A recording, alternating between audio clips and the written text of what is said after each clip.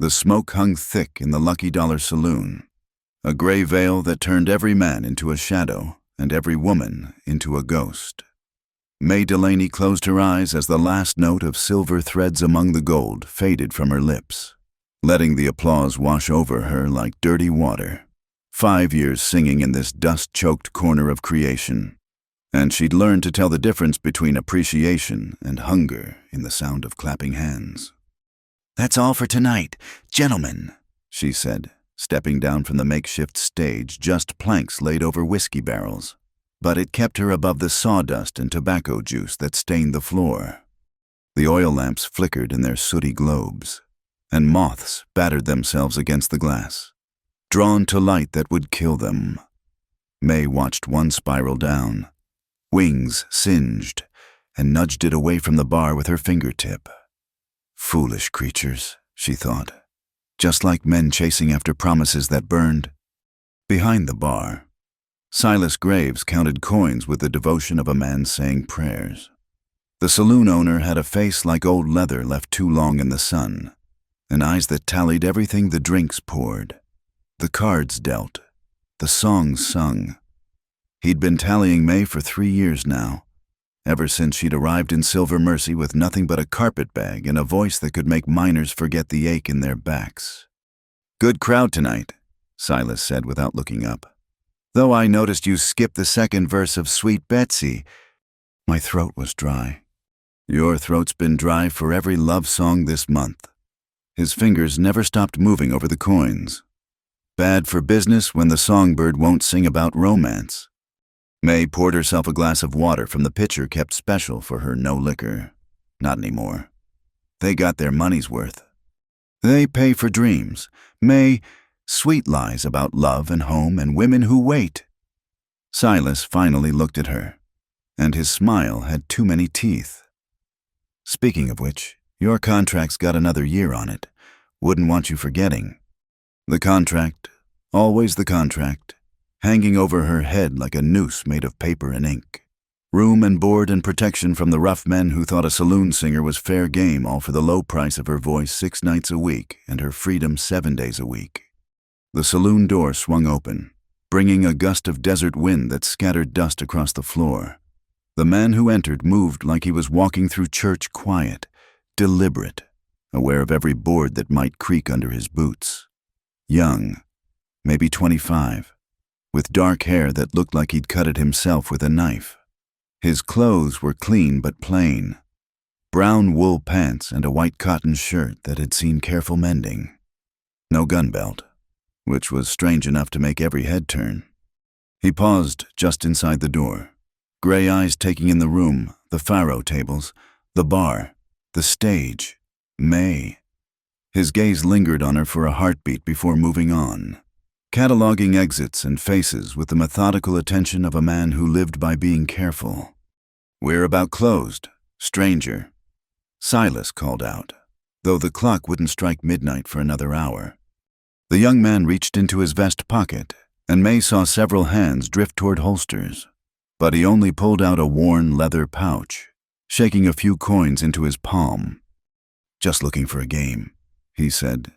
His voice was soft, with an accent that spoke of education, not Eastern fancy, but the careful diction of someone who'd learned words from books before he'd heard them spoken. "Heard the Lucky Dollar runs an honest table." A few men snorted at that. The Lucky Dollar's faro game was as honest as any in a mining town, which meant the house only cheated when it had to. "That's Ezra Cole," someone whispered. "Seen him in Tombstone. Never drinks, never whores, just plays cards like he's reading scripture." May retreated to the small room behind the stage that served as her dressing area. Through the thin walls, she could hear the shuffle of cards, the clink of coins, the measured rhythm of play beginning. She sat at her cracked mirror and began pulling pins from her hair, letting the dark waves fall around her shoulders. In the mirror, she caught a glimpse of movement that Ezra Cole, standing in the doorway. "This area's private," she said without turning. "I apologize." He didn't move. "I wanted to thank you for the music. It's been some time since I heard Silver Threads sung properly." Most men prefer the yellow rose of Texas. Most men prefer easy lies to hard truths. He shifted slightly, and she saw he was holding something, a silver dollar with a hole drilled through it, strung on a leather cord. His thumb worried over it like a rosary. Your voice carries truth in it. That's rare. May finally turned to face him. Up close, she could see the weariness in his eyes, the kind that came from seeing too much too young. But there was something else there too, a stillness, like deep water that reflected everything and revealed nothing. Truth doesn't pay well in a place like this, she said. No, he agreed. It doesn't. He tucked the coin back into his pocket. Good evening, Miss Delaney. He knew her name. Of course he did. It was painted on the poster outside, but the way he said it, careful and correct, made something twist in her chest. She'd sworn off men 8 months ago, after Tom Brennan had promised marriage and delivered only bruises and empty pockets. Before him, there'd been Marcus, who'd loved her voice more than her and tried to sell both to a traveling show. And before that, no, she'd made her vow in this very mirror, watching her split lip heal. No more believing in sweet words, no more trusting gentle hands, no more love, period. Men were moths, and she was done being their flame. Back in the saloon, Ezra Cole had taken a seat at the faro table. He placed his bet with economical movements, setting his punched silver dollar on the painted oilcloth that served as a layout. That your lucky piece? The dealer asked. Jake Morrison had been dealing faro since before the war, and he had the quick hands and quicker smile of a professional cheat. It's a reminder, Ezra said. Of what? That even silver can be made worthless if you put a hole through its heart. May paused in the doorway, caught by the words. The other players laughed, but uneasily, like men hearing their fortunes told. The game proceeded with the mechanical precision of ritual. Ezra played conservatively, winning small, losing smaller. He never touched the whiskey that appeared at his elbow, never responded to the percentage girls who draped themselves over lucky players. He just played, steady as a heartbeat, until the church bell tolled 11. That's my time, gentlemen, he said, gathering his modest winnings. Where you staying? Silas asked from behind the bar. He'd been watching too. May realized, calculating. McCready's boarding house. Clean sheets and no questions. Smart choice for a man who travels alone. Silas's tone suggested that traveling alone was both wise and temporary. Everyone needed something in Silver Mercy. It was just a matter of finding the right pressure point. Ezra stood, pocketed his coins, and placed the punched dollar back around his neck. His eyes found May again across the smoky room. Same time tomorrow? Jake asked. Lord willing. He left as quietly as he'd come, and May found herself watching the door swing shut behind him. Another moth, she told herself, just one that hadn't found his flame yet. But as she helped close down the saloon, sweeping dead moths from beneath the lamps, she couldn't shake the image of that silver dollar with its heart punched out. A reminder. He'd said, of what? She wondered. What kind of man carried his wounds on a string the following night came wrapped in dust devils and bad temper? A crew of miners had struck a dry vein after weeks of digging, and they'd brought their disappointment to the lucky dollar along with their empty pockets and credit promises. May could smell trouble brewing like coffee left too long on the stove, bitter and bound to boil over. She was halfway through Lorena when Big Jim Hutchins lurched to his feet, 6 feet of muscle gone to whiskey fat, with hands like shovels and breath that could peel paint. He'd been drinking since sunset, each shot making his eyes smaller and meaner. Dance for us, songbird, he slurred, swaying toward the stage. Tired of sad songs, give us something to look at. I'm paid to sing, Mr. Hutchins, not dance. May kept her voice level, though her fingers tightened on the neck of her guitar. Everything's for sale in a place like this. He grabbed for her ankle, meaty fingers catching the hem of her dress. Just a matter of price. The fabric tore with a sound like cards being shuffled. May jerked back, nearly dropping her guitar, as Hutchins laughed and held up a strip of calico like a trophy. "Now that's more like it." The words died as something silver flashed past his ear. Hutchins froze, then slowly reached up to touch his cheek. A thin line of blood welled where the edge of the punched dollar had kissed his skin. Ezra Cole stood 10 feet away, still as a tombstone. He'd thrown the coin with the casual precision of someone skipping stones, and now he walked forward to retrieve it from where it had landed in the sawdust. "The lady said she's paid to sing," Ezra said, bending to pick up his dollar. He wiped it clean on his shirt, never taking his eyes off Hutchins. "Seems clear enough to me." "This ain't your business, boy." "No," Ezra agreed. "But I find myself making it mine." He held up the coin, letting lamplight shine through the hole. "You know what's interesting about a piece like this? That hole makes it worthless as currency, but perfect as a weapon. Balanced just right for throwing. I've got 6 more in my pocket, and I never miss what I aim for." It was a bluff, mostly. May could see it in the careful way he stood. Weight distributed to move fast if Hutchins charged. But there was truth in it too, that coin had flown exactly where he'd meant it to go. Hutchins touched his bleeding cheek again, calculating odds. Around them, the saloon had gone cemetery quiet. Even the faro game had stopped, cards frozen in Jake's hands. "You're that churchy gambler," Hutchins said finally. "The one who won't drink or carry iron." "That's right." "Then you're a fool." But Hutchins was already backing away. Pride fighting with the uncertainty of facing a man who brought coins to a gunfight and acted like it was enough. "This ain't over." "It is for tonight," Silas Graves said from behind the bar.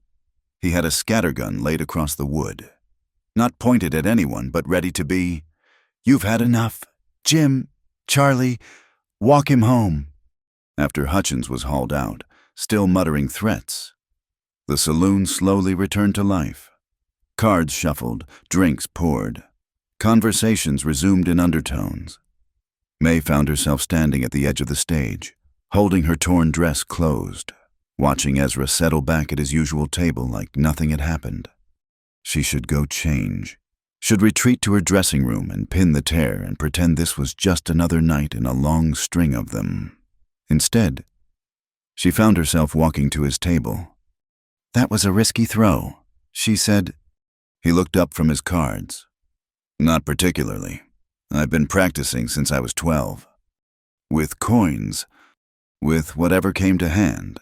My father believed idle hands were the devil's workshop, so I found ways to keep mine busy that didn't involve drinking or fighting." A ghost of a smile crossed his face. "Though I suppose throwing things at people is a type of fighting." "Why help me?" The question hung between them like smoke. Ezra set down his cards, a losing hand. May noticed and really looked at her for the first time since that night in her dressing room. "Because a man should be able to recognize when something's not for sale," he said simply. "And because you pushed that moth away from the lamp last night instead of letting it burn." May felt heat rise in her cheeks. She'd thought no one had noticed that small mercy. "It was just a moth." "Yes," he agreed. "Just a moth." Later, after the saloon had closed and the lamps were being trimmed, May found Ezra in the alley behind the building. He was sitting on an overturned crate, wrapping a strip of cloth around his right hand. Blood had already soaked through in spots. "You're hurt," she said, surprised. The coin came back sharper than it left. He didn't look up from his methodical wrapping. Edges have a way of cutting both ways. "Let me see." "It's nothing." "Let me see," she repeated, and something in her tone made him extend his hand. The cut ran across his palm, deep enough to need attention but not enough to cause real damage. May disappeared inside and returned with a basin of warm water and clean rags.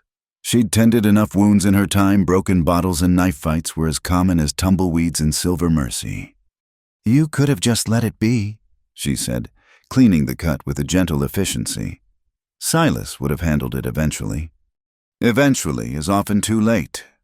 His hand was calloused, but clean, with long fingers that suggested he could have been something other than a gambler in another life. A pianist, maybe, or a doctor. Someone who built things instead of betting on them. "There," she said, tying off the bandage. "Try not to throw any more coins for a few days." "I'll do my best." He flexed his fingers experimentally, then looked at her with those still water eyes. "Why are you being kind to me?" The question startled her. "You were hurt helping me." "That's not kindness, that's obligation. You don't strike me as someone who likes owing debts." He was right, and that annoyed her. May had learned to pay her debts quickly, emotional ones most of all. The longer you owed someone, the more interest they expected. "Maybe I'm just tired of seeing moths burn," she said. "Ah," he stood, pocketed his ruined bandages. "Well, I should warn you I'm very good at avoiding flames." "Is that why you won't drink, won't carry a gun?" "Among other reasons." He paused at the mouth of the alley, silhouetted against the lamplight from the street. "My father used to say that every man carries his own destruction. The trick is recognizing what form it takes. For some, it's whiskey. For others, violence. For me—" He didn't finish, but his thumb found that punched dollar at his throat, an unconscious gesture that told its own story. "What's her name?" May asked quietly. Ezra went very still. "What makes you think there was a her?" Men don't carry reminders of wounds that healed clean. For a long moment, she thought he wouldn't answer. Then, Sarah. Her name was Sarah. He turned back toward the street. "Good night, Miss Delaney. Thank you for the doctoring." May watched him disappear into the darkness, then looked down at the basin of pink-tinged water in her hands. She should feel satisfied she'd paid her debt, learned his secret, confirmed that he was just another man nursing old heartbreak. Instead, she felt the dangerous flutter of curiosity in her chest. Sarah, a name like a sigh, like a prayer, like a door closing. May had her own collection of names that hurt to say: Tom, Marcus, James, but she'd never thought to wear her wounds like jewelry. Inside the saloon, Silas was locking the cash box, humming tunelessly. "That was foolish," he said without preamble. "Getting involved with the church mouse." "I wasn't getting involved. I was cleaning a cut." "Same thing. In a place like this." He turned to face her, and his expression was almost paternal, which made it worse. "That boy's got tragedy written all over him. The quiet ones always do. They come here thinking the desert will dry out their grief, but all it does is preserve it, like flowers pressed in a book." "I'm not interested in his grief," May said. "No, then what are you interested in?" She didn't have an answer for that. Or rather, she had one, but didn't want to examine it too closely. There was something about Ezra Cole that reminded her of a clock wound too tight, all that careful control, holding back whatever was coiled inside. "Get some rest," Silas said finally. "Tomorrow's Saturday. We'll need extra songs for the crowd." May nodded and headed for the stairs that led to her small room above the saloon. As she climbed, she found herself thinking about moths and flames, about coins with holes through their hearts, about men who threw silver instead of lead. In her room, she sat on the narrow bed and examined the tear in her dress. It could be mended, made serviceable again. Everything could be mended if you were willing to show the seams. Through her window, she could see the lights of McCready's boarding house down the street. Was Ezra there now, sitting in his own narrow room, holding that punched dollar and thinking about a girl named Sarah? May pulled the curtains closed and began to undress for bed. Tomorrow she would sing her songs and smile her empty smiles and pretend her heart was as hollow as that silver dollar. It had worked for 8 months. It would work for 8 more. But as she lay in the darkness, listening to the desert wind rattle her windows, she found herself thinking about the way he'd said it: every man carries his own destruction. What about women, she wondered? What form did their destruction take? The wind had no answers, only dust and promises of another scorching day to come. The days that followed fell into a rhythm as predictable as a metronome. Ezra arrived each night at 10, played until 11, and left with his modest winnings. He never drank anything stronger than sarsaparilla, never responded to the flirtations of the percentage girls, never varied his pattern. The other gamblers started calling him Clockwork Cole, though never to his face. May watched this routine from her place on stage, noting how he always chose the same chair back to the wall, facing the door, how he stacked his coins in neat towers of 5, how his thumb found that punched dollar whenever the play grew tense. She told herself she was merely observing, the way she'd learned to read a room for trouble. It meant nothing that she could predict when he'd fold a winning hand when the pot grew too large, or when he'd bluff with nothing when the other players got cocky. On the 7th night, she found him doing something unexpected. She'd come down early to practice a new song in the suite by and by, thinking the saloon would be empty. But there was Ezra, kneeling beside the stage with a small toolbox open beside him. One of her guitar strings lay coiled on the floor, snapped clean through. "What are you doing?" she asked, though it was obvious. He didn't look up from his work, carefully threading a new string through the bridge. "You've been favoring your high E string for 3 days.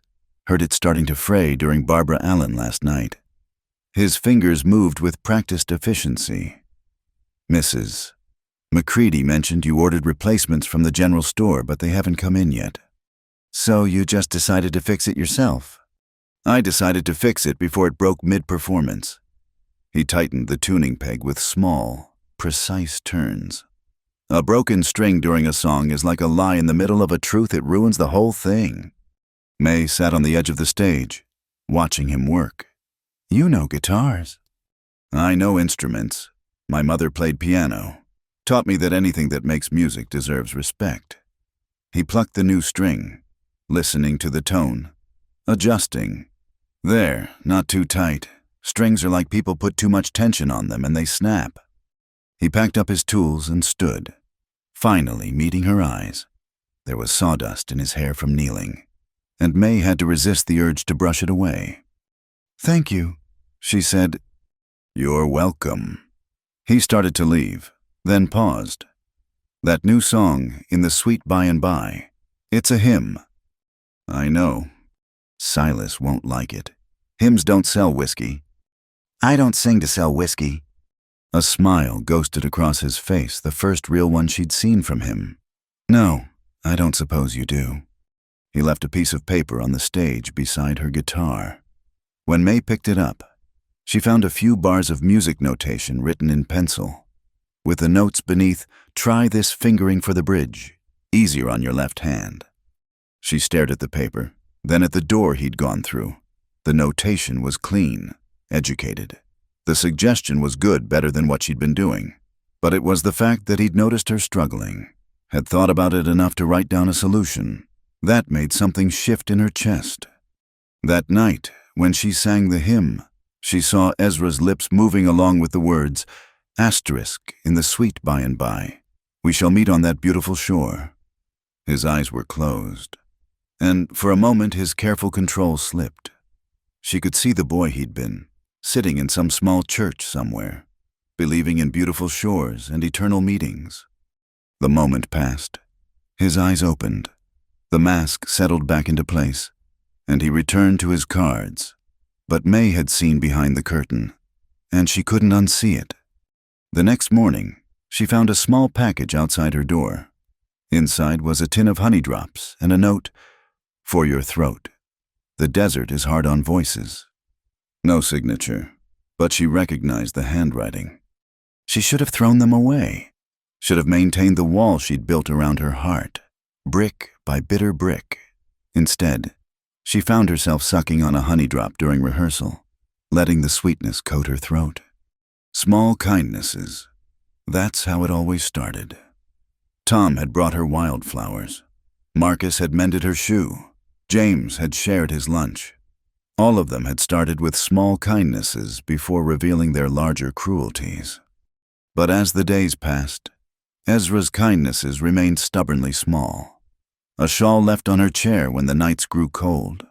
a cup of hot tea appearing during her break, fixed just how she liked it. Once, she found her sheet music reorganized, not rearranged, just straightened, with the torn pages carefully taped. He never mentioned these gestures, never waited for thanks. Half the time, May wasn't even sure it was him until she'd catch a glimpse of him slipping away or notice the faint scent of castle soap that clung to his clothes. "Your church mouse is getting bold," Silas observed one evening, counting receipts, spending money on things besides cards. "He's not my anything," May said automatically. "No, then why are you wearing that new shawl?" May's hand went to the blue wool draped around her shoulders. It was soft, well made. Nothing fancy, but better than anything she'd owned in years. It had appeared on her chair 3 nights ago, and she'd told herself she wore it because the desert nights were cold, just practical. "A shawl don't mean nothing," she said. "Neither does fixing guitars or leaving honey drops or making sure Big Jim Hutchins stays away from the saloon on nights you sing." Silas's eyes were shrewd. "Oh, you didn't know about that? Your church mouse has been playing cards at the Broken Wheel every Tuesday and Thursday the nights Hutchins usually comes here. Funny coincidence." May felt heat rise in her face. "Ezra wouldn't—" "Ezra, is it?" Silas laughed, but it wasn't cruel. "Girl, I've run saloons for 20 years. I know when a man's courting, even when he don't know it himself. That boy's got it bad." "He's not courting, he's just what being kind for no reason. In my experience, nobody's kind for no reason. Everyone wants something. Maybe he's different. Maybe," Silas returned to his counting. "Or maybe he just wants different things." That night, May watched Ezra more carefully. He played his usual conservative game, but she noticed things she'd missed before, how his eyes found her between hands, how he smiled just slightly when she sang the songs he'd heard her practicing, how he positioned himself to have a clear view of anyone approaching the stage. Protecting her. He was quietly, methodically protecting her, and he expected nothing in return. Not a smile, not a touch, not even acknowledgement. It was terrifying in its gentleness. When the clock struck 11 and he prepared to leave, May made a decision. She stepped down from the stage and walked to his table. "Walk me home," she asked. The question clearly surprised him. His hands stilled on his coins. "Your room is upstairs." "I need some air. Walk me around the block." He looked at her for a long moment, and she could see him weighing risks and reasons.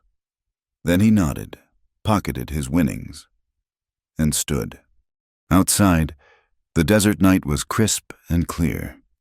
Stars scattered across the sky like spilled silver, and somewhere a coyote howled its loneliness to the moon.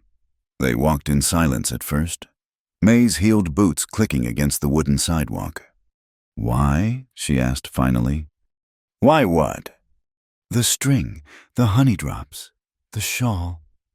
She pulled it tighter around her shoulders. "Why any of it?" Ezra was quiet for so long she thought he wouldn't answer. They passed the shuttered general store, the dark windows of the bank, the sheriff's office with its single burning lamp.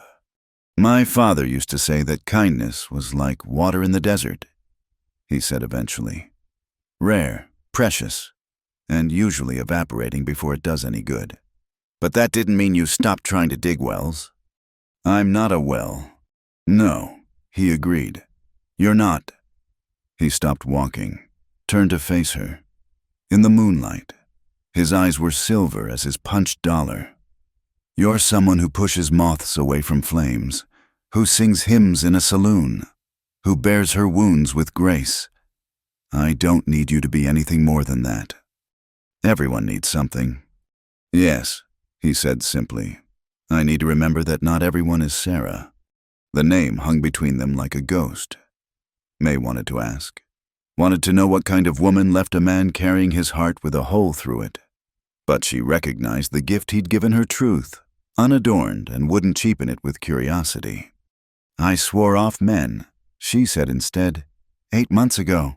Swore I was done with believing in them." "Good," Ezra said. "Don't believe in men. We're all just dust and disappointment in the end. He started walking again. But maybe believe that some of us are trying to be better than our nature. They completed their circuit in silence, arriving back at the Lucky Dollar's front door. The saloon was still rowdy with late-night crowds, light and noise spilling onto the street. "Thank you for the walk," May said. "Thank you for the company." He touched his hat brim, turned to go, then looked back. "That fingering I suggested for the bridge, did it help?" "Yes." "Good." He smiled. That rare, real smile. Music should never hurt to make. He walked away, and May stood in the doorway, watching until he disappeared into the darkness. Her hand found the corner of the shawl, rubbing the soft wool between her fingers. Not courting, she told herself. Just kindness. Just wells in the desert. But as she climbed the stairs to her room, she found herself humming "In the Sweet By and By" and thinking about beautiful shores where broken things might be made whole. The trouble rode into Silver Mercy on a black horse, wearing a sheriff's badge and a smile that never reached his eyes. Duke Harrow had the look of a man who'd learned to use authority like a weapon badge pinned just so, gun riding low, spurs that sang violence with every step. May recognized him the moment he walked through the Lucky Dollar's doors. 3 years might have added lines to his face and gray to his temples, but she knew those hands, those eyes, that particular way of taking up space like he owned it. Her fingers went cold on the guitar strings, the melody of Red River Valley dying mid-verse. "Well, well," Duke said, his voice carrying across the suddenly quiet saloon. "May Delaney. Still singing for your supper. I see." She found her voice, though it came out steady only through sheer will. "Sheriff Harrow, I heard you'd moved on to California." "Sheriff's a funny job. Takes you all kinds of places." He walked toward the stage, and May saw several patrons shift nervously.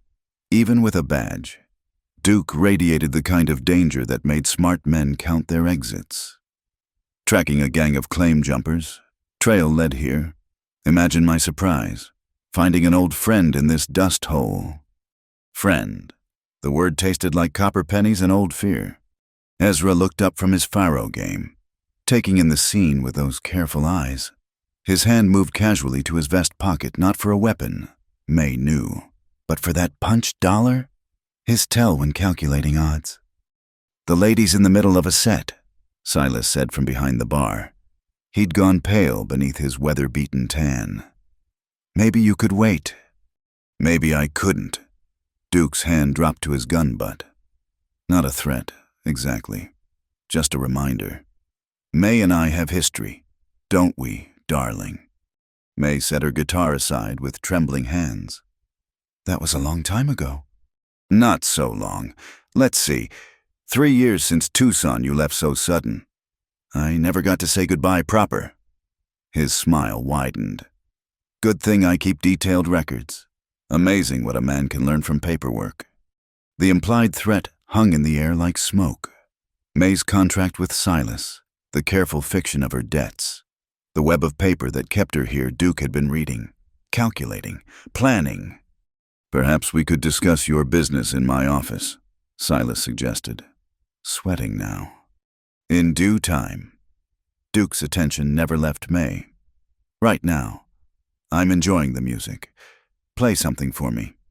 "May, how about Listen to the Mockingbird? You always sang that one so pretty." May's hands shook as she picked up her guitar. That had been his favorite, back when she'd been young and foolish enough to believe a deputy's promises, back when she'd thought a badge meant protection instead of just another kind of cage. She made it through 2 verses before her voice cracked. The guitar slipped from nerveless fingers, clattering against the stage. The sound broke whatever spell held the room frozen. "Think the lady needs a break," Ezra said quietly. He'd left his table, moved closer without seeming to, not threatening, just there, present. Duke's eyes shifted to him, cataloging.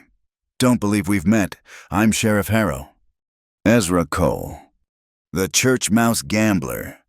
Duke's smile turned predatory. Heard about you. Man who won't carry iron, won't take a drink, must be nice, being so pure. I never claimed purity, Ezra said. Just preference. Preference. Duke tasted the word. I prefer when folks mind their own business, especially when I'm talking to old friends. The tension stretched taut as piano wire. May could see it building Duke's hand, eager for an excuse. Ezra standing there with nothing but coins and calm. Someone was going to bleed, and it would be her fault. Again. I need some air, she said quickly, standing. If you'll excuse me. Sit down. Duke's voice cracked like a whip. We're not done catching up. May froze, caught between obedience and flight. Old habits died hard, and Duke had trained her well in their time together. But before she could comply, Ezra spoke again. Actually, I'd like to discuss some business with the sheriff. He pulled out a leather folder, thick with papers. About those claim jumpers you're tracking. Duke's attention snapped to him. What do you know about claim jumpers? I know patterns. Been playing cards from here to Tombstone for 2 years, and gamblers talk. Ezra opened the folder, revealing what looked like maps and lists. I keep notes, habits, really. My father always said an organized mind was a godly mind. It was bait, obvious as a hook with a worm. But Duke was a lawman second and a bully first, and the prospect of an easy collar sang to both sides of his nature. Show me, he commanded. For the next 20 minutes, Ezra spun a web of half-truths and careful observations, leading Duke through a maze of connections that might have been real or might have been smoke. May watched, fascinated despite her fear, as he played the sheriff like a marked deck, never lying outright, just arranging truth in interesting patterns. This is good, Duke admitted grudgingly, studying a map Ezra had sketched. If it pans out, there might be a finder's fee in it. I don't need a fee, just doing my civic duty. Ezra closed the folder. Though I'd appreciate being able to finish my evening's game in peace. Hard to concentrate with distractions. Duke's eyes narrowed, but he was already hooked on the possibility of glory and gold. We'll continue this tomorrow. My office, noon sharp. He stood, then looked back at May. Don't go nowhere, Songbird. We still got business to discuss. After he left, the saloon exhaled collectively. Conversations resumed in whispers. Cards shuffled nervously. Drinks poured with shaking hands.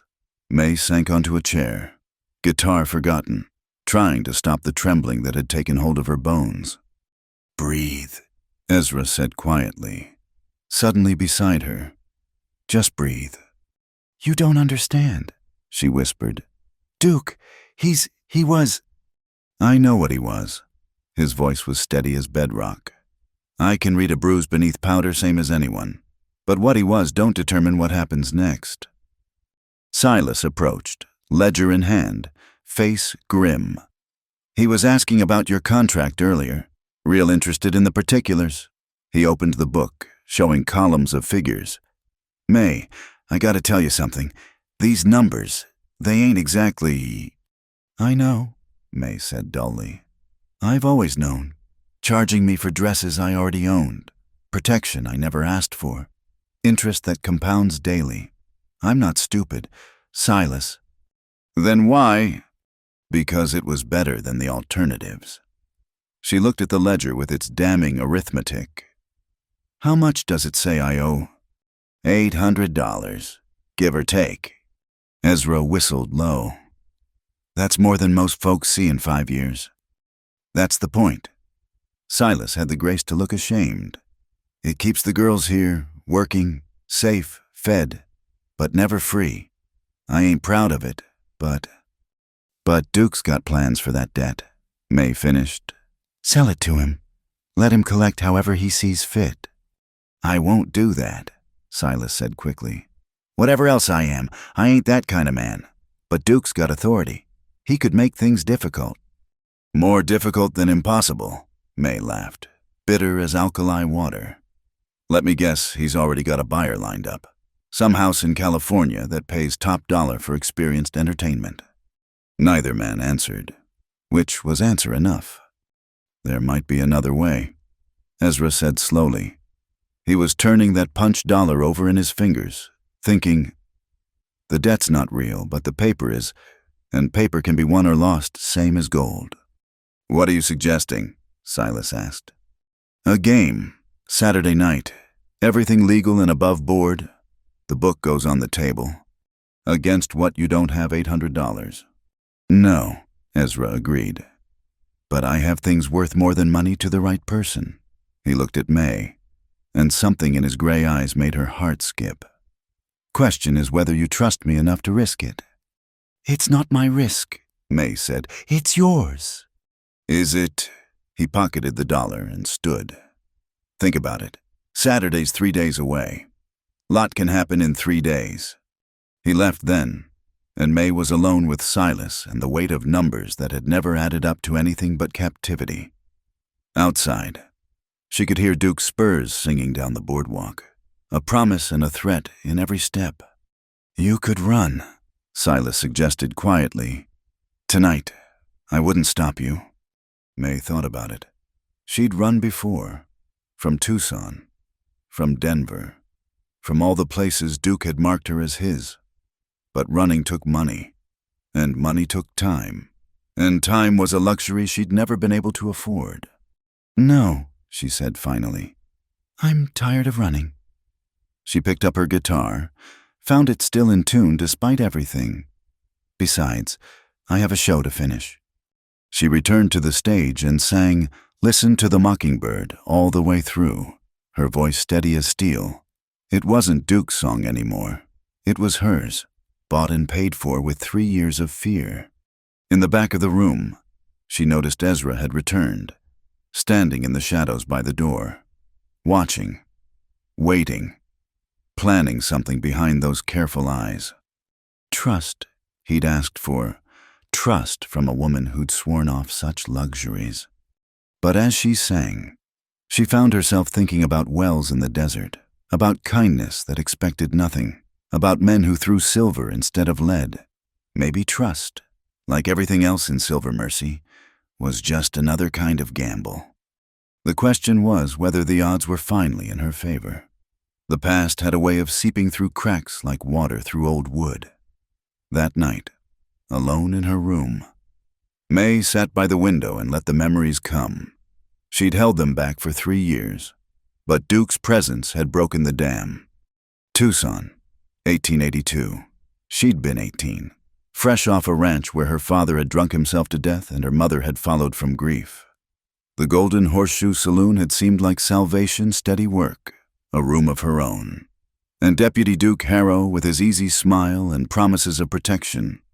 You're too pretty for this life, he'd told her, bringing flowers that wilted in the desert heat. Let me take care of you. And he had, at first, kept the rough men at bay, bought her dresses that showed just enough to be respectable, talked about a little house outside town where she could sing just for him. May had believed it all, right up until she'd tried to leave.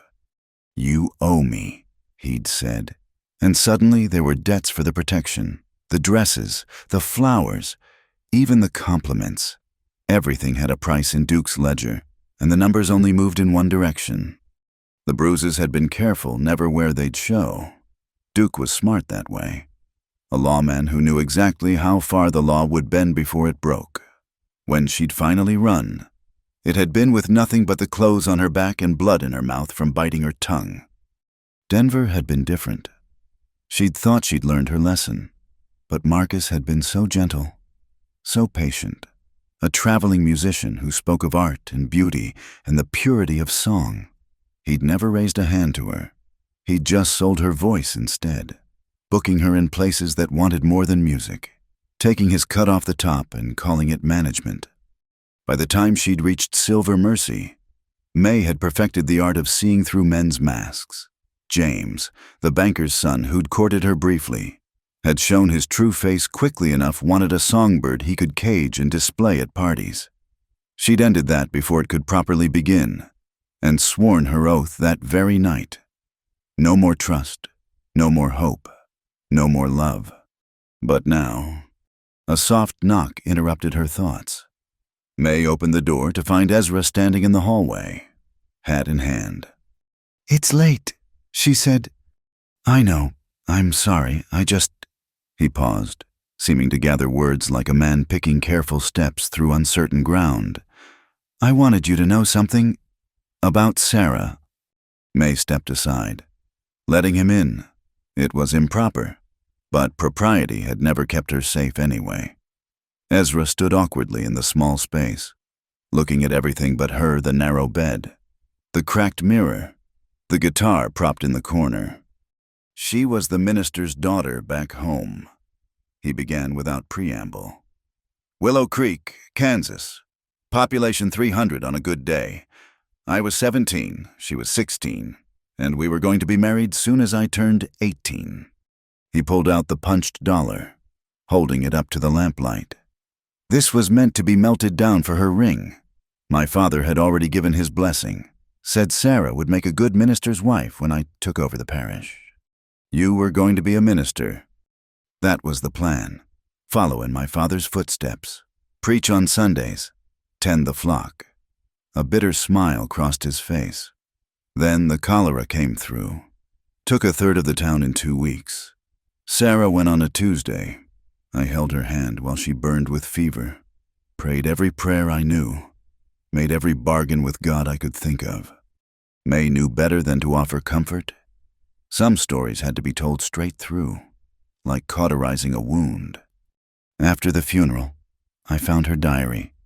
Ezra continued.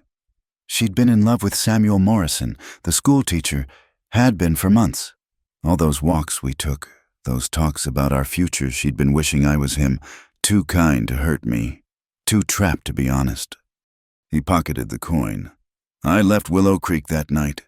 Couldn't stand the thought of preaching about truth when I'd been living a lie. Couldn't forgive God for taking her, or her for not loving me, or myself for not seeing it. So you became a gambler. I became someone who believes in odds instead of providence. Someone who plays the hand he's dealt instead of praying for miracles. He finally met her eyes. But I kept the dollar, to remember that even things that look whole can have holes right through the center. May understood then why he'd told her this. Tonight of all nights, he'd seen Duke, recognized the shape of old wounds, and wanted her to know she wasn't the only one carrying scars. "Why didn't you take another woman?" she asked.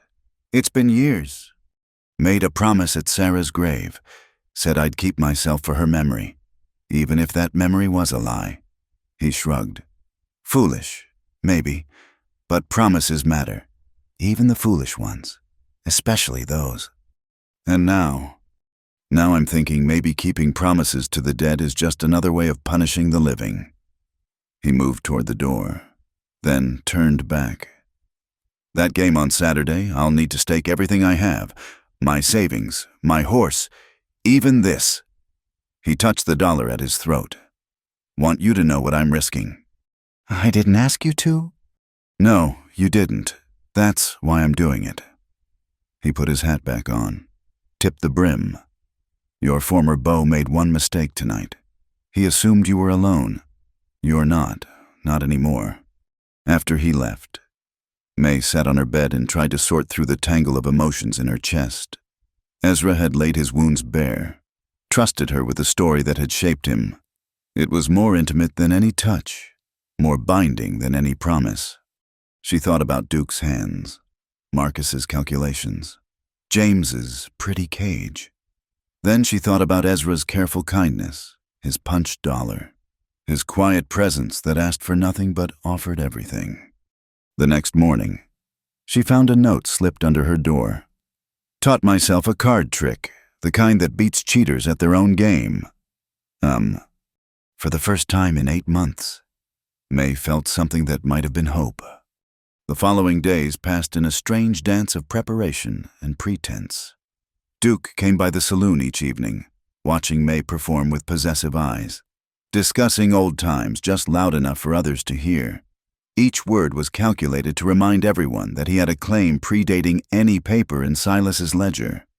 But Ezra was there too, playing his quiet game, losing just enough to keep people from noticing how carefully he watched every dealer's hands. Between songs, May saw him practicing with coins, making them disappear and reappear, dance across his knuckles, vanish from one hand and materialize in the other. "Idle hands," he said when she asked about it, but she could see the purpose in every movement. On Friday afternoon, May was mending costumes in a room when she heard voices in the hallway. Duke and Silas discussing terms. "800's the book value," Silas was saying. "But there's the matter of lost income to consider." "I'll make it an even 1,000. Duke replied, "Cash on the barrel, unless Saturday's game changes things." "About that game." "Oh, I'll be there. Wouldn't miss it." Duke's spurs jangled as he shifted. "That church mouse wants to play hero. I'm happy to take his money, too. Man who won't carry a gun ain't got the stones for real stakes." May pressed her ear to the door, heart pounding. "He's got that old Bible," Silas said. "Worth something to the right collector." "A Bible?" Duke laughed. "He's going to bet a Bible against a $1,000 debt. This'll be even easier than I thought." Their voices faded down the stairs. May sat back, mind racing. Ezra had mentioned staking everything, but she'd assumed he had more than a horse and a book. How could he possibly? Another knock. This time it was Mrs. McCready from the boarding house, a flour-dusted woman with knowing eyes. "That nice mister. Cole asked me to give you this," she said, handing over a wrapped package. "Said you'd understand." Inside was a small leather journal and another note. "My father taught me that testimony matters. Write down everything: dates, places, names. Truth has power when it's documented. Saturday's game isn't about cards. It's about witnesses." May spent the rest of the day writing. Every detail she could remember about Duke, about the debts, about the bruises and threats and careful cruelties. She wrote about Marcus, too, and James, and even Silas's creative bookkeeping. By the time she finished, her hand was cramped and the journal was half full. That night, as she sang, she noticed new faces in the crowd: the Methodist minister from the edge of town, the circuit judge who came through monthly, the newspaper man from Prescott, all nursing single drinks, all watching with unusual attention. Ezra had been busy. Whatever game he planned to play tomorrow, he'd made sure there would be witnesses who mattered. During her break, she found him at his usual table, practicing false cuts with an old deck. "Thank you," she said quietly, "for the journal." "Just laying groundwork." He set down the cards. "Tomorrow's going to be interesting. Duke's planning to cheat. He's already arranged for a marked deck. But that's good. Cheaters get overconfident when they think they control the game." "How do you know he'll cheat?" "Because he's always cheated. Men like that don't know any other way to win." Ezra's smile was sharp as a blade. "Lucky for us, I've spent 2 years learning every crooked deal from here to California. Not to use them, just to recognize them." "And if recognition isn't enough?" "Then we'll rely on the backup plan." "Which is?" "The truth, properly timed." He stood, pocketed his cards. "Get some rest. May, tomorrow. One way or another. You'll be free of that ledger." As May climbed the stairs to her room, she found herself believing him. Maybe it was foolish, trusting a man who'd built his life on calculating odds. But Ezra Cole had shown her his wounds, staked his memories, offered everything he had for a woman who'd sworn off believing in anyone. That had to count for something. In a world of marked cards and loaded dice, maybe the biggest gamble was playing it straight. Tomorrow would tell if that was enough. Saturday night arrived wrapped in tension thick as August heat. The Lucky Dollar had never seen such a crowd: miners, merchants, the Methodist minister, the circuit judge, even women from the respectable side of town who'd never set foot in a saloon before. Word had spread like wildfire the church mouse gambler was going against Sheriff Duke Harrow for the Songbird's freedom. May stood on the stage in her best dress, emerald green that caught the lamplight, trying to keep her hands steady on the guitar. She had been told to sing until the game began. to keep the crowd settled and interested. Her voice floated over the packed room, clear and true, while her eyes tracked the principals taking their positions. Duke entered like he owned the place, badge polished, gun prominent, that smile that never touched his eyes. He'd brought 2 deputies, thick-necked men who positioned themselves strategically around the room. The threat was subtle, but clear this game would end his way, one way or another. Ezra arrived precisely at 8, dressed in his simple black suit, Bible tucked under one arm. He'd shaved close and combed his hair neat, looking more like a minister than a gambler. The punched silver dollar hung at his throat, catching light when he moved. "Gentlemen," Silas announced from behind the bar, voice carrying over the crowd. "Tonight's game is faro, standard rules.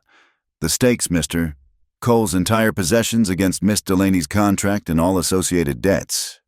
"Let's see these possessions," Duke said, lounging in his chair like a king on a throne. Ezra placed items on the table with careful precision. A leather pouch that clinked with coins, perhaps $50 in gold and silver. A deed to a horse, the Bible, its leather cover worn soft with handling.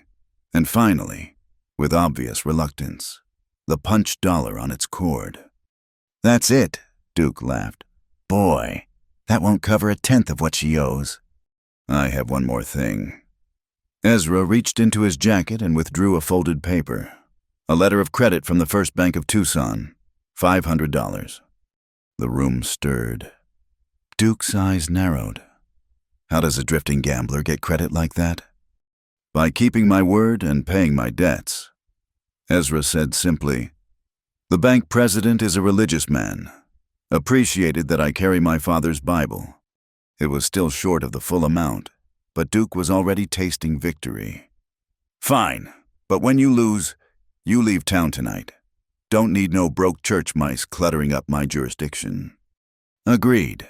And when I win, Miss Delaney's contract is burned, all debts forgiven, and she's free to stay or go as she pleases." "When you win," Duke's smile widened. "Confidence is a sin. Church mouse." They cut for deal. Duke won. Naturally, May saw him palm the cut card and replace it, smooth as silk. But Ezra said nothing, just arranged his stake and waited. The game began slowly.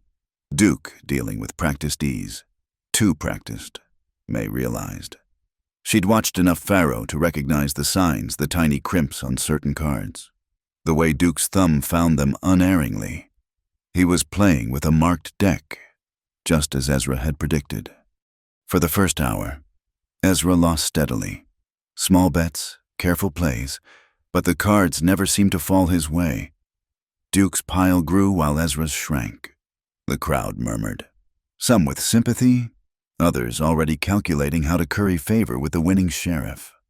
"Sing something cheerful, songbird," Duke called out during a shuffle. "This is almost too easy."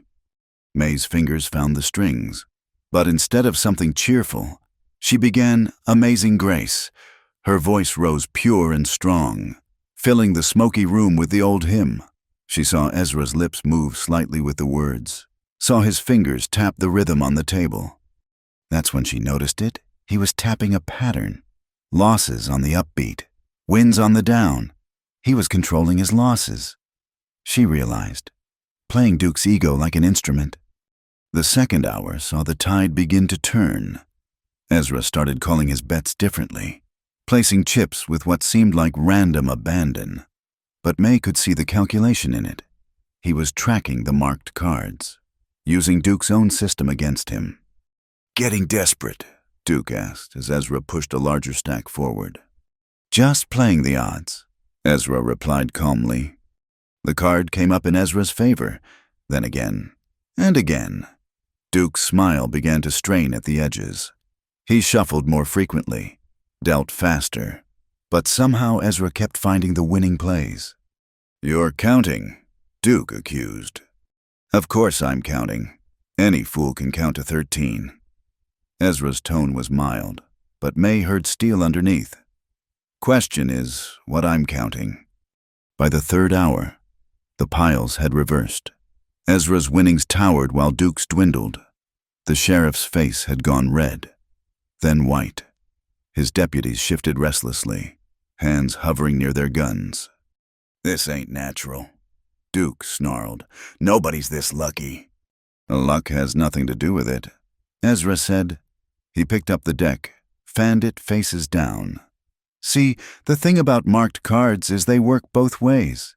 Man who marks them knows where they are, but a man who recognizes the marks knows too."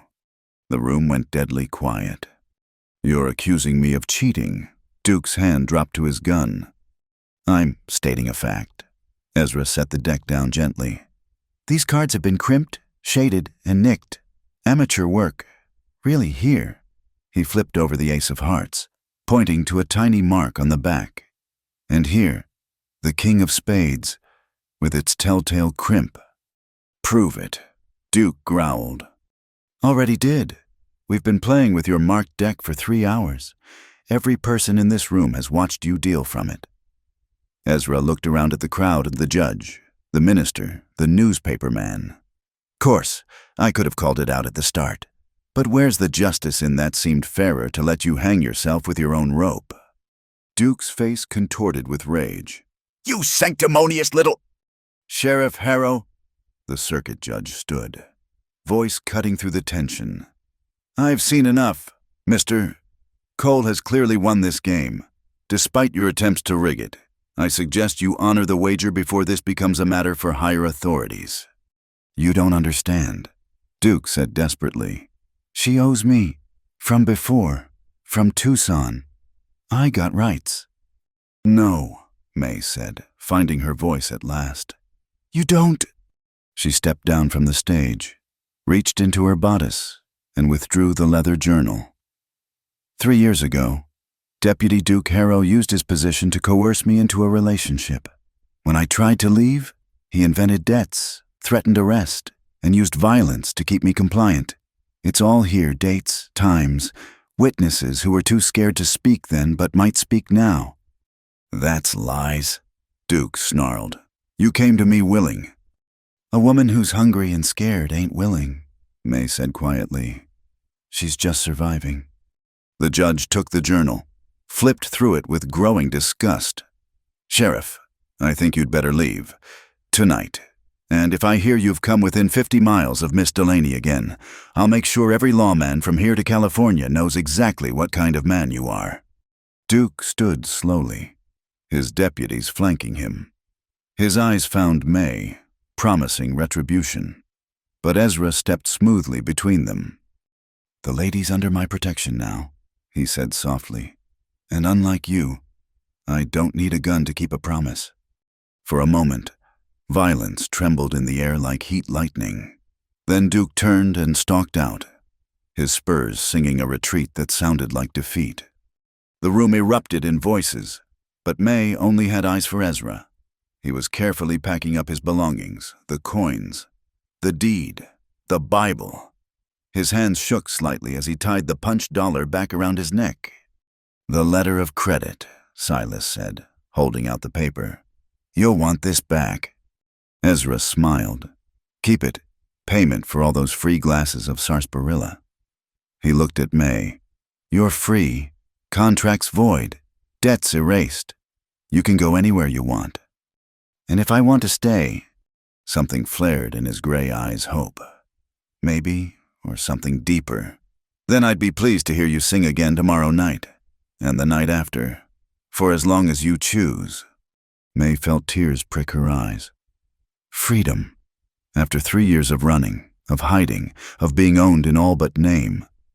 She was free, and the man who'd won it for her wasn't asking for anything in return. No new debts, no new chains, just the choice to stay or go. "Play me a game," she said impulsively. "One hand of faro, for that dollar around your neck." Ezra's hand went to the coin. "This. I want to open it, see what's inside." She met his eyes steadily. "Unless you're afraid to gamble it." He studied her for a long moment, then nodded. "One hand, your call." Silas dealt from a fresh deck. May placed her finger on the Queen of Hearts. The cards fell. She won, wordlessly. Ezra removed the punched dollar and placed it in her palm.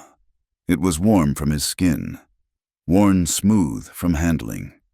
She could feel the weight of years in it, the weight of promises kept and wounds carried. "Don't you want to know what's inside?" she asked. "I know what's inside," he said quietly. "Question is whether I'm ready to let it go." May closed her fingers around the coin, then reached up and hung it around her own neck. Maybe you don't have to. Maybe you just have to share the weight.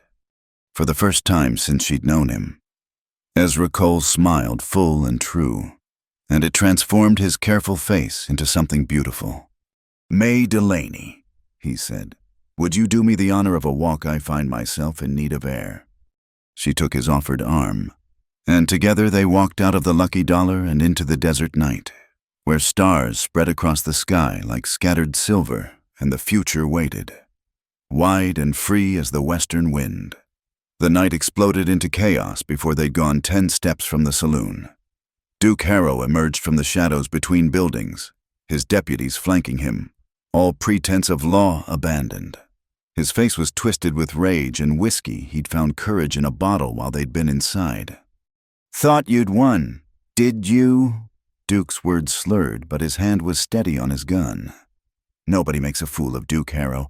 Nobody." Ezra pushed May behind him, though he had no weapon to draw. "It's over. Duke, you lost fair and square. Well, not fair on your part, but square enough." "Nothing's over till I say it is." Duke's gun cleared leather, moonlight running along the barrel like water. "You cost me $1,000 and my reputation. That's a killing offense where I come from." May's hand found the punched dollar at her throat, its edges sharp with promise and memory.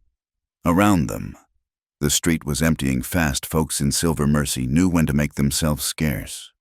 "You want to shoot an unarmed man in the street?" Ezra's voice was steady as his gambling hands. "With witnesses watching from every window, that's not just your badge you'll lose. That's a hanging offense." "Who's going to tell you?" Duke laughed, ugly and broken. "Dead men don't testify." The gun swung toward Ezra, and time slowed like molasses in winter. May saw Duke's finger tighten on the trigger, saw Ezra tense to move though he'd never be fast enough, saw their future dying before it had a chance to live. "No!" The word tore from her throat as she lunged forward. But she was too far away, too late, too helpless. The gunshot cracked like thunder, but it was Duke who staggered, his shot going wide, shattering a window in the Mercantile. Blood bloomed across his shoulder as he spun and fell. From the roof of the Lucky Dollar, a figure stood silhouetted against the stars. Jake Morrison, the faro dealer, still holding a smoking rifle. "Never did like cheaters." Jake called down, "Bad for business." Duke writhed in the dirt, cursing and clutching his shoulder. His deputies stood frozen, calculating odds their boss was down. The town was watching, and somewhere in the darkness, more guns were certainly being loaded. "We're riding out," one of them finally said. They hauled Duke onto his horse, his badge falling forgotten in the dust. "This ain't over. Cole, he's got friends. You'd best watch your back." They thundered off into the night, leaving blood and threats in their wake. May found herself shaking, adrenaline making her bones feel like water. Ezra's arms came around her, solid and warm and alive. "It's all right," he murmured into her hair. "It's over." But it wasn't. They both knew it. Duke Harrow was the kind of man who nursed grudges like sick children, feeding them until they grew strong enough to kill. "We need to leave," May said against his chest. "Tonight, before he comes back with those friends." "Where would we go?" The word hung between them like a question and an answer all at once. May pulled back to look at him, this quiet gambler who'd risked everything for her freedom. "Anywhere, everywhere. Does it matter?" Ezra was quiet for a moment, then nodded. "I know a place. There's a railroad camp about 30 miles north. Then we can catch a train heading west. But May, he touched her face gently. Are you sure this isn't your fight anymore? You're free to go anywhere, with or without me. You still don't understand, do you? She pulled the punched dollar from around her neck, held it up to the moonlight streaming through its center. This hole, it's not emptiness, it's a window, a way to see through to the other side. She placed it back around his neck, her hands lingering on the cord. I want to see what's on the other side with you. His kiss was answer enough, gentle and sure, and full of promises that didn't need words. They had little to pack. May gathered her few belongings while Ezra settled accounts with Mrs. McCready and readied his horse. Silas, guilty over his part in her captivity, pressed a small purse of coins into her hands. For the songs, he said gruffly, you earned more than I ever paid. Within an hour, they were ready. Ezra's gray mare was sturdy but not built for speed, and 2 riders would slow her further. They'd have to be clever, not fast. The moon was high as they rode out of Silver Mercy, keeping to the shadows, ears straining for pursuit. The desert stretched before them, vast and unforgiving, but somehow less fearsome than what lay behind. They'd gone perhaps 5 miles when they heard hoofbeats, coming fast. May's heart hammered as Ezra guided the horse off the main trail, into a cluster of rocks and scrub brush. They dismounted, holding the mare's head to keep her quiet. The riders passed in a thunder of dust and urgency. 6 men, maybe 7, Duke's voice carrying on the night wind despite his wound. Check every trail, they can't have gone far. Ezra and May crouched in the shadows, barely breathing. As the searchers split up, one rider came close, so close May could see the sweat on his horse's flanks, but the shadows held, and eventually he moved on. They waited another hour before moving, then took a winding path through the foothills, avoiding the main trails. The mare picked her way carefully over rough ground, Ezra guiding her with the same patient skill he used with cards. Dawn was painting the sky pink and gold when they finally stopped to rest. They'd reached the railroad camp, a collection of tents and rough buildings where the Southern Pacific was pushing through.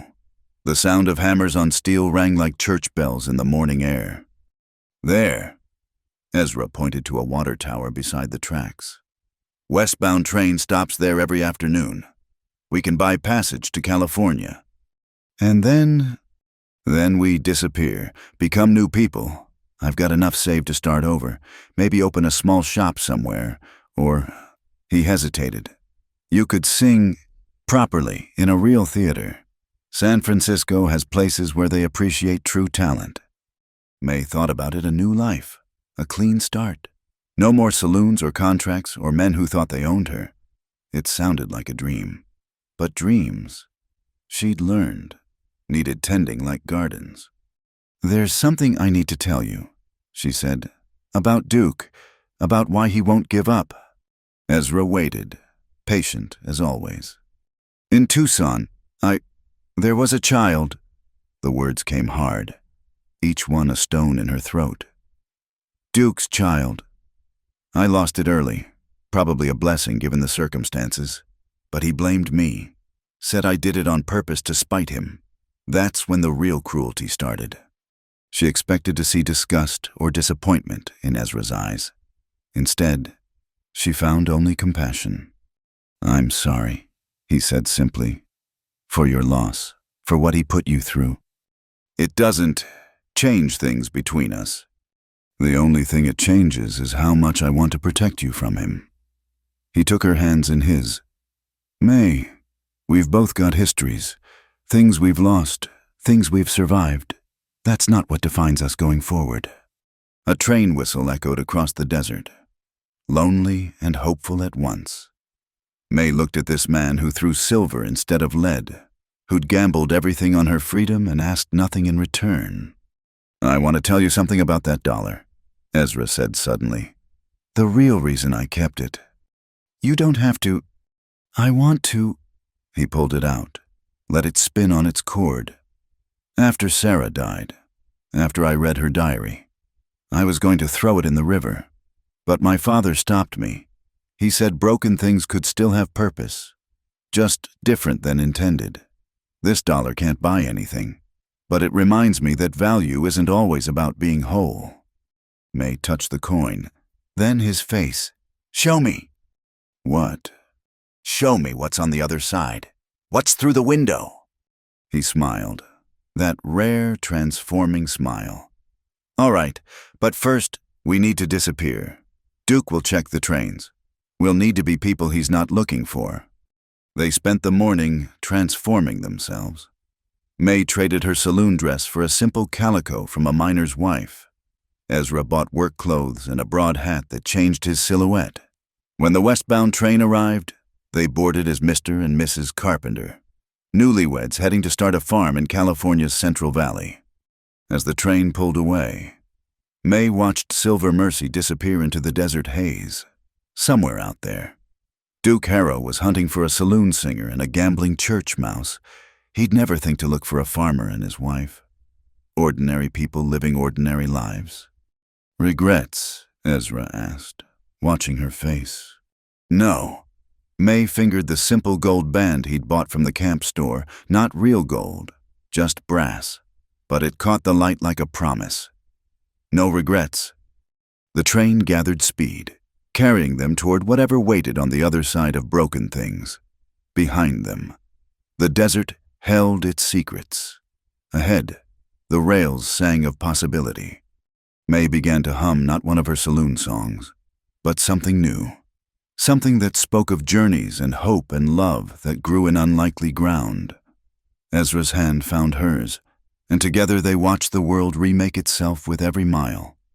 They'd been dealt a strange hand, the saloon singer and the virgin gambler. But sometimes the strangest hands, played right, yielded the richest rewards. The train whistled again, long and loud, as if agreeing, and in her heart, May felt the first stirrings of a new song one she'd write herself, for no one's pleasure but her own. The iron bridge stretched across Coyote Canyon like a prayer made of steel and hope. 200 feet below, the river ran thin and mean between the rocks, waiting to claim whatever fell. May gripped Ezra's waist tighter as their horse picked its way onto the bridge's wooden planking, hooves echoing hollow in the morning air. They'd left the train at Flagstaff, doubling back east toward the New Mexico border. Ezra's logic was sound. Duke would expect them to run far and fast toward California. Instead, they'd circled back, planning to lose themselves in the mining camps of the Sangre de Cristo Mountains. Easy, girl, Ezra murmured to the mare as she snorted nervously. The bridge was narrow, built for the old military supply route, with gaps between the planks that showed the dizzying drop below. They were halfway across when they heard it hoofbeats behind them, coming fast. May turned to look and her heart sank. 7 riders. Duke Harrow in the lead despite his wounded shoulder, his face a mask of fevered determination. Go, May urged. But Ezra was already pressing the mare forward. She responded gamely, but carried double. She was no match for Duke's pursuit. Stop right there! Cole! Duke's voice cracked like a whip. No place to run now. The mare stumbled, her hoof catching between planks. For a terrifying moment, they teetered, the whole world tilting toward that hungry drop. Ezra fought for control, managing to steady her, but precious seconds were lost. Duke's men spread out behind him at the bridge's entrance, cutting off retreat ahead. The far side seemed impossibly distant. They were trapped on a narrow ribbon of wood and iron, suspended between earth and air. Get down slow, Duke commanded, his gun already drawn. Both of you. Ezra dismounted first, helping May down, keeping himself between her and the guns. The wind whipped through the canyon, making the bridge sway slightly. May's dress billowed, and she had to hold it down with one hand while the other found Ezra's. This has gone far enough, Duke, Ezra said calmly. You're not thinking straight. That wound's gone bad. I can see the fever in you from here. It was true. Duke swayed in his saddle, his shirt dark with old blood and new infection had set in, painting his face with unnatural color, making his eyes burn too bright. Thinking clear enough, Duke slurred. "You cost me everything. My badge, my reputation, my woman." "I was never your woman," May said quietly. "I was just someone you trapped." "Shut up!" Duke's gun swung toward her, and Ezra stepped smoothly in front of her again. "Always so high and mighty. Weren't you too good for honest affection?" "Honest," May laughed, "bitter as alkali. You call bruises honest threats, using your badge like a weapon." "I loved you." "No." May's voice was steady as granite. "You loved owning me. There's a difference." Duke's face contorted. He dismounted clumsily, favoring his wounded side, and started across the bridge. His men stayed back even fever-mad. Duke was dangerous, and the bridge was no place for a crowd. "Last chance. Church mouse," Duke said, advancing slowly. "Step aside. This is between me and her." "No." "Then you'll die with her." Duke raised his gun, and time slowed to honey.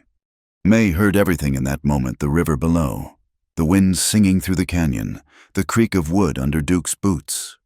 But clearest of all was Ezra's breathing, calm and measured. As he reached into his vest, not for a weapon, for the punched silver dollar. "You know what I learned playing Pharaoh?" Ezra asked conversationally, as if Duke wasn't pointing a gun at his heart. "The house edge is only 2%, tiny margin, but given enough time, that 2% wins everything." "What are you babbling about?" "I'm talking about edges." Ezra held up the dollar. Let it catch the morning sun. "This coin's got an edge worn sharp by handling. Your fever's got you on an edge between living and dying. And this bridge—" He flipped the coin high, a glittering arc against the sky. Duke's eyes followed it instinctively, and in that split second of distraction, Ezra moved. Not toward Duke, that would have been expected. Instead, he grabbed May and dove sideways, through the gap in the bridge's railing, into empty air. May's scream was swallowed by wind as they fell. But Ezra had seen what Duke's fever-blind eyes had missed: a maintenance platform 10 feet below, put there for railroad workers to repair the bridge's underside. They hit hard, Ezra taking the brunt of it, rolling to absorb the impact. Above them, Duke's shot cracked uselessly into empty air. They heard him cursing, boards creaking as he leaned over to look. The rotten plank gave way under his weight. Duke Harrow had time for one surprised shout before he was falling, past their platform, his hands grasping at air. The sound when he hit the rocks below was small and final as a period at the end of a sentence. For a long moment, there was only the wind and their ragged breathing. Then voices above Duke's men, arguing about what to do. "He's dead," one said. "Saw him hit. No way he survived that fall." "What about them other two?" "Didn't see where they landed. Could be anywhere down there." "I ain't climbing down to look. Duke's dead, and he ain't paying us no more. I say we take his horse and gear and head for Mexico." Footsteps retreated across the bridge. Soon there was only silence and the patient sound of the river far below. "May," Ezra's voice was strained. "You hurt?" She took inventory: bruised ribs, scraped palms, a tear in her dress, but whole, miraculously whole. "I'm all right. I'll live."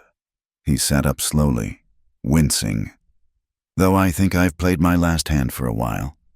They were quiet for a moment, processing what had happened. Duke was dead. His cruelty finally ended by his own fevered mistakes. It should have felt like justice. Instead, May felt only a hollow sadness for the waste of it all. "How did you know?" she asked. "About the platform?" "Saw it when we first started across. Always look for the back door, first rule of gambling." He smiled weakly. "Though I'll admit, jumping off a bridge wasn't my best plan." "It worked." "Barely." He struggled to his feet, helped her up. "We need to climb back up before those men change their minds about looking." The maintenance ladder was rusty but solid. They climbed carefully. Ezra going first to test each rung. When they finally hauled themselves back onto the bridge, their horse was gone. Duke's men had taken her along with everything else. Now what? May asked, looking at the long stretch of desert in either direction. Now we walk.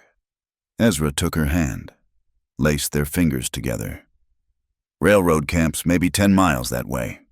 We can make it by nightfall.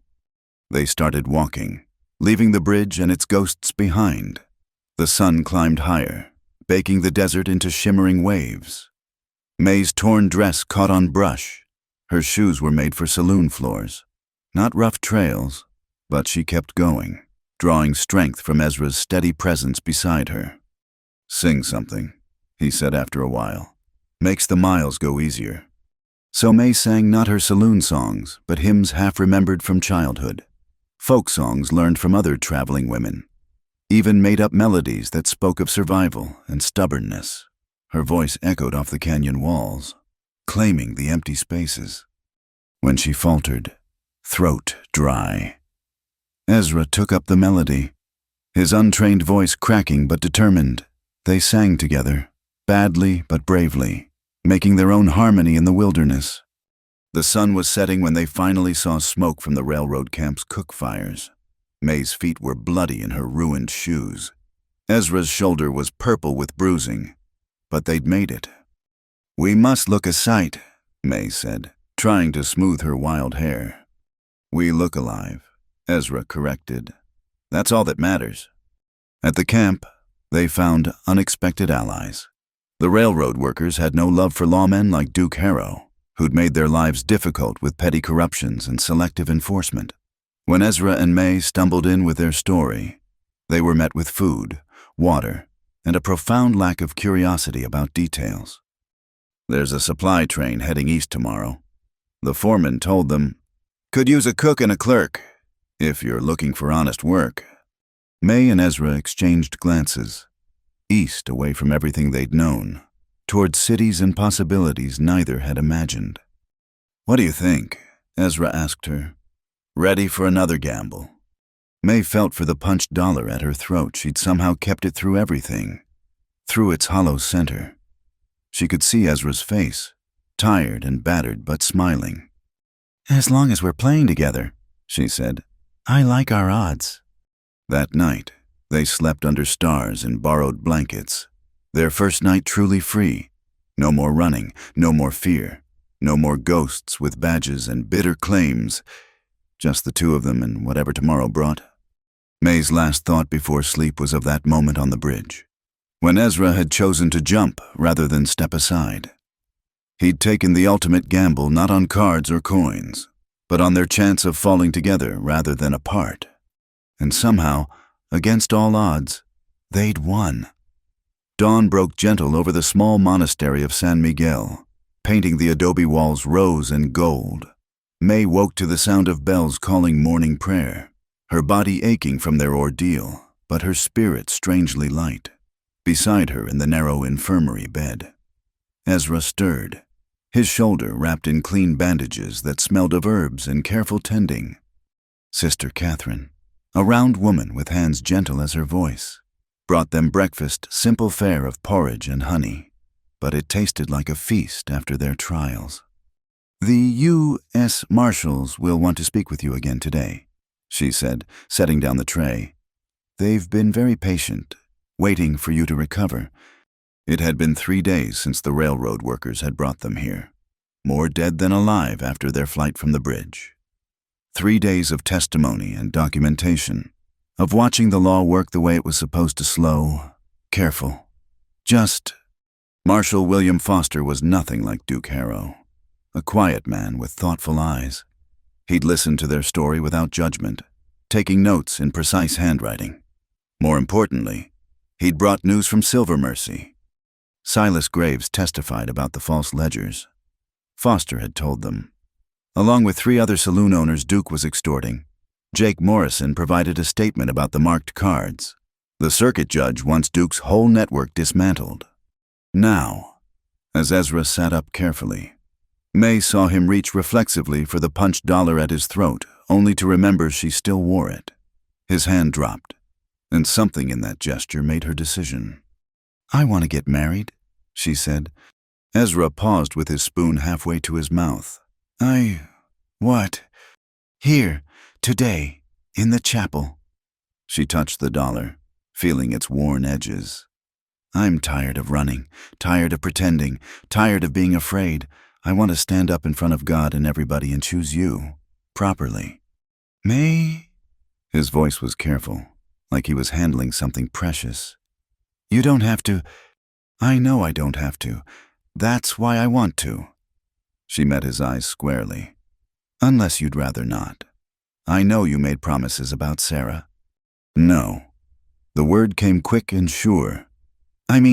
Yes. He set down his breakfast, took her hands in his. May Delaney. Nothing would make me happier than marrying you. But are you sure we've known each other barely a month? I knew my own heart the night you threw that coin to protect me, she said. Everything since has just been confirmation. But if you need more time. I don't need more time. I need you. His smile was shy as a boy's. Though I should warn you, I don't have a ring. Gave away most of my money to those railroad workers for getting us here. May pulled the punch dollar from around her neck. Then use this. That's not a ring. It could be. She held it up, studying how the morning light passed through its center. Any blacksmith could cut it, shape it, make something new from something broken. Ezra took the coin, turned it over in his fingers. You know what, you're right. It's perfect. The monastery's blacksmith, Brother Francis, was happy to help. He worked the silver with patient skill, cutting the dollar into a strip, bending it, shaping it into a simple band. The hole that had run through its center became a gap in the ring, bridged by tiny engravings of intertwined vines he added on his own initiative. Every marriage has gaps, he said, polishing the finished piece. It's how you choose to bridge them that matters. Word spread through the small community. By afternoon, the chapel was full not just with the religious brothers and sisters, but with travelers taking shelter, railroad workers who'd heard the story, even Marshal Foster and his men. May had no proper dress, just a borrowed blue skirt and white blouse from Sister Catherine. Ezra wore his travel-stained suit, cleaned as best they could manage. But when Father Miguel asked who gave this woman to be married, it was Sister Catherine who stepped forward. I do, she said firmly, on behalf of all women who've had to give themselves away for survival. Today, she gives herself freely. May had to blink back tears at that. Ezra squeezed her hand, his own eyes suspiciously bright. The ceremony was simple, the vows traditional. But when Ezra slipped that transformed silver dollar onto her finger, May felt something shift in the world. The broken thing had become whole, not perfect, not unmarred, but complete in a new way. You may kiss your bride, Father Miguel said, smiling. The kiss was gentle, a promise more than passion, and the chapel erupted in applause. Even the marshal was grinning. Outside, tables had been set with a wedding feast cobbled together from monastery stores and railroad camp contributions. There was music, a guitar someone produced, a fiddle from somewhere else. May found herself pulled into dancing, passed from partner to partner while Ezra watched with quiet joy. Sing for us, someone called out. Give us a wedding song. May looked at Ezra, who nodded encouragingly. She took the guitar, tuned it quickly, and began not one of her saloon songs, not a hymn, but something new, words that came from her heart, melody born of the moment.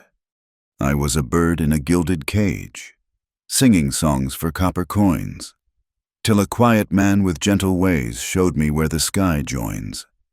Asterisk.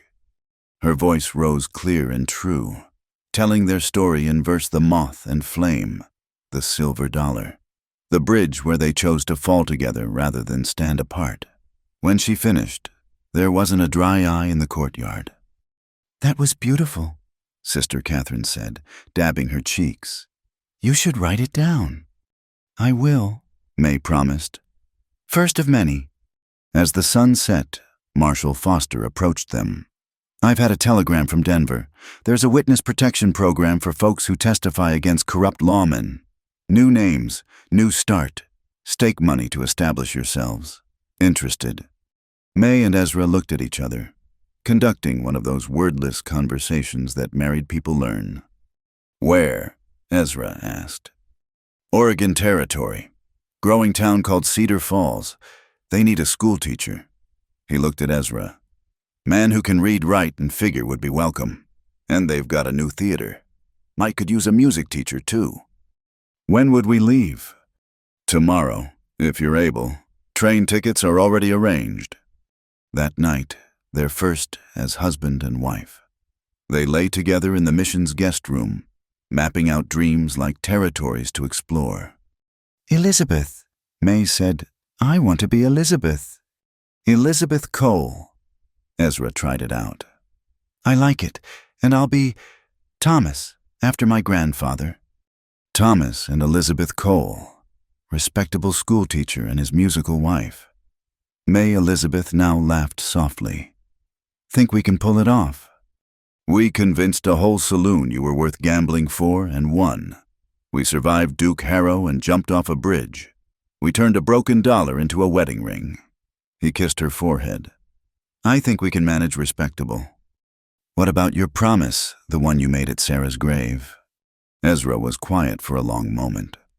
I think she would understand. The promise was about staying faithful to love, not to grief. And you've taught me the difference. Elizabeth traced the vine pattern on her ring, feeling the gap where the hole had been, now bridged with beauty. No more gambling. Oh, I'll still play cards, just for smaller stakes. Maybe teach the children probability. His voice turned serious. But the big gambles I've already won, the only one that matters. They fell asleep to the sound of night birds and distant chapel bells. Two people who'd found each other across a faro table and chosen to bet everything on love. In the morning, they would board a train as Thomas and Elizabeth Cole, heading north to new lives. The saloon singer and the virgin gambler would vanish into legend, their story told in whispers and song across the mining camps and desert towns. But tonight, they were simply two people who'd learned that sometimes the best hands weren't dealt, they were made. Card by careful card, choice by trembling choice, until you held something worth keeping. The punched silver dollar had become a ring. The broken hearts had found their bridge. And somewhere in the New Mexico night, moths danced around lanterns, finally learning the difference between flames that burned and lights that guided home. 5 years later, Cedar Falls, Oregon Territory. The afternoon sun slanted through the windows of the modest schoolhouse, illuminating dust motes that danced like tiny gold coins in the air. Elizabeth Cole, for that's who she was now, completely and contentedly watched her husband demonstrate a card trick to a group of wide-eyed students. Now remember, Thomas Cole said, his voice carrying the same patient tone he used for arithmetic. This isn't about deceiving people. It's about understanding probability and observation. Little Mary Watson raised her hand. Mr. Cole, Ma says you used to be a gambling man before you found the Lord. Thomas smiled. That gentle expression Elizabeth loved so well. Your ma's not wrong, Mary, but sometimes the Lord finds us in unexpected places, even at a card table. Through the window, Elizabeth could see their small house next door, smoke rising from the chimney where bread was baking.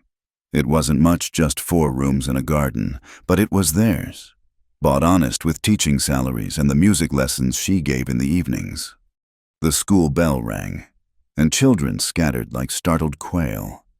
Thomas began tidying up, and Elizabeth moved to help him, their movements synchronized by 5 years of partnership. Good day, she asked. Better now. He pulled her close, pressed a kiss to her temple. The school board approved the new textbooks, and Jimmy Patterson finally understood long division. Miracles do happen. Speaking of miracles, Thomas's hand went to her still flat belly. How are you feeling? Like I swallowed a butterfly. She covered his hand with hers. feeling the familiar calluses from chalk and chores. Still can't quite believe it's real. They'd waited so long, been so careful to establish themselves before starting a family. The doctor had confirmed it just last week come spring. The Cole household would have a new addition. "Have you thought about names?" Thomas asked as they walked home together. "If it's a girl, Grace, for all the grace we've been given." Elizabeth smiled. "If it's a boy, Ezra," Thomas said quietly. "I'd like to call him Ezra." She squeezed his hand. They rarely used their old names, but they lived in the spaces between words, in the moments when Cedar Falls faded and they remembered smoke-filled saloons and desperate flights across desert bridges. Their house smelled of baking bread and the herbs Elizabeth grew by the kitchen door. She'd learned the domestic arts the same way she'd once learned saloon songs, with determination and practice until they felt natural. Now her hands were as comfortable with knitting needles as they'd once been with guitar strings. Though not entirely. In the parlor sat a guitar, well-maintained and often used. Elizabeth gave lessons to the town's young ladies, teaching them proper songs for proper occasions. But sometimes, late at night, she'd play the older melodies, the ones that tasted of whiskey and yearning. "The Marshalls sent another letter," Thomas said, pulling an envelope from his jacket. "Duke's network is completely dismantled. Silas testified in the last trial. He's serving time, but they say he's found religion." Good for him. Elizabeth meant it. Everyone deserved a chance at redemption, even saloon keepers with creative accounting. "There's more." Thomas opened the letter. "They're closing our file. We're no longer considered at risk. We could use our real names again, if we wanted." Elizabeth considered this as she pulled the bread from the oven. May Delaney and Ezra Cole, those people felt like characters from a story now, distant as fairy tales. She touched her wedding ring, the silver worn smooth by daily wear, the gap in the band filled with tiny scratches and dings from life lived full. "No," she said finally. "Those people did what they needed to do. But Thomas and Elizabeth Cole have a life here. A good life. A respectable life." Thomas agreed, grinning. "Though sometimes I miss the excitement." "Really?" Elizabeth arched an eyebrow. "The man who lectures about the evils of gambling." "I lecture about the evils of letting gambling control you. Different thing entirely." He produced a deck of cards from his pocket with a flourish. "In fact, I was thinking we might host a charity card game, raise money for the church's new bell." "Thomas Cole." But she was laughing. "What would the congregation say?"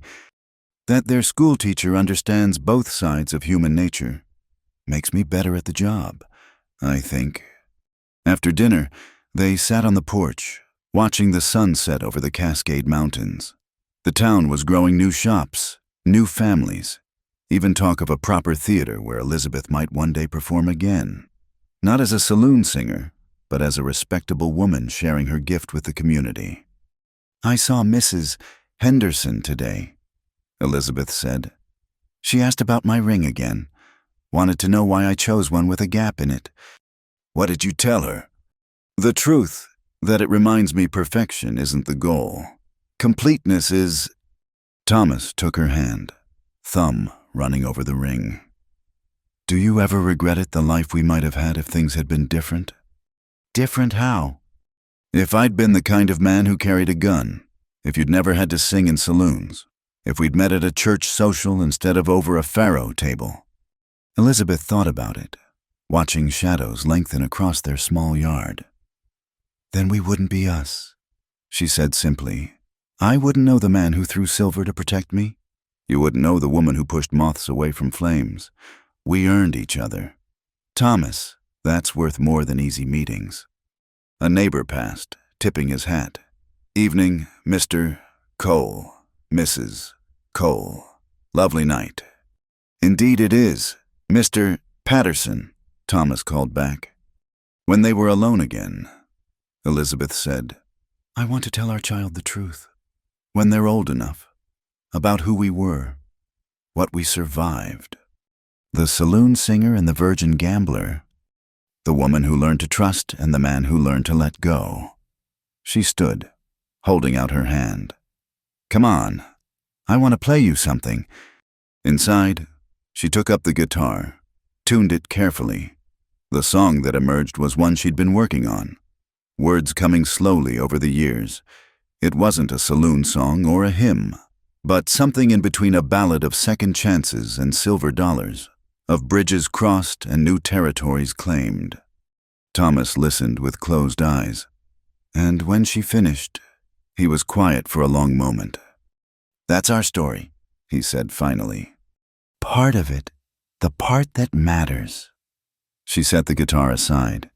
"The rest is still being written." That night, as they lay together, Elizabeth felt the butterfly flutter of new life within her and the solid warmth of her husband beside her.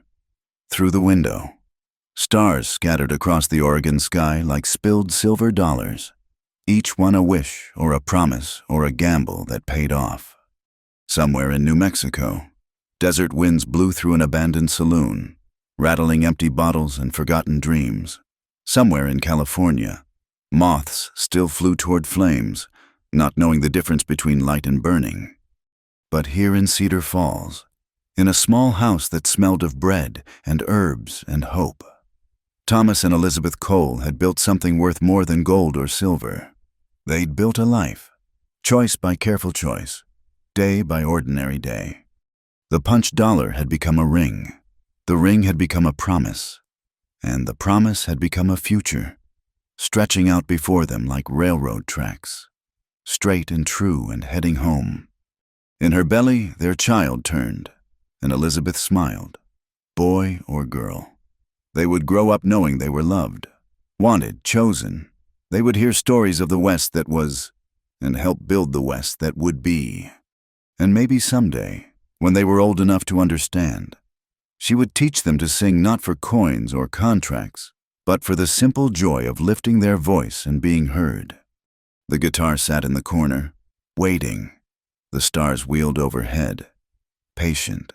And in the small house by the cottonwoods, two people who'd gambled everything on love slept peacefully, their hearts beating in time like a song that would never end.